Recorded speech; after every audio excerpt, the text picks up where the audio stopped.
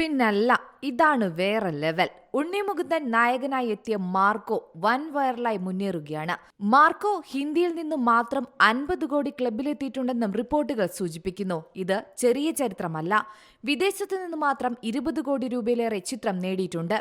Marco ഓരോ ദിവസം പിന്നിടുമ്പോഴും collection ഉയർത്തിയാൽ വലിയ ഹിറ്റാകുമെന്ന് തീർച്ചയാണിപ്പോൾ. ഈ ചരിത്ര വിജയത്തിലൂടെ ആരൊക്കെ വീഴുമെന്നതിലാണ് ഇനിയുള്ള ആകാംക്ഷ.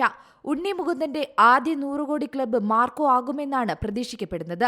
കുറച്ച് തിയേറ്ററുകളിൽ മാത്രം റിലീസായ മാർക്കോയുടെ ഹിന്ദി പതിപ്പ് പ്രേക്ഷകരുടെ മികച്ച പ്രതികരണത്തെ തുടർന്ന് രണ്ടാം വാരത്തിൽ കൂടുതൽ തിയേറ്ററുകളിൽ പ്രദർശനം വ്യാപിച്ചിരുന്നു. പലയിടങ്ങളിലും ചിത്രത്തിന് അധിക ഷോകളും ഉണ്ടായി. ഹിന്ദി പതിപ്പിന് പിന്നാലെ ചിത്രത്തിന്റെ തമിഴ് തെലുങ്ക് പതിപ്പുകളും ഉടൻ തന്നെ പുറത്തിറങ്ങും. തെലുങ്ക് പതിപ്പ് ജനുവരി 1-നും തമിഴ് പതിപ്പ് ജനുവരി 3-നുമാണ് പുറത്തിറങ്ങുക.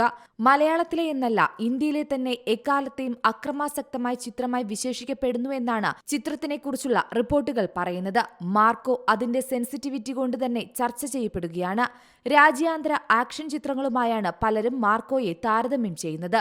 അതിനിടെ ഇന്ത്യ കണ്ട എക്കാലത്തെ മികച്ച ബോക്സ് ഓഫീസ് ഹിറ്റാകാൻ ഒരുങ്ങുന്ന അല്ലു അർജുന്റെ പുഷ്പ 2-വിനെയും വീഴ്ത്തിയാണ് മാർക്കോയുടെ തേരോട്ടം. ഡിസംബർ 20-നാണ് മാർക്കോ റിലീസ് ചെയ്തത്.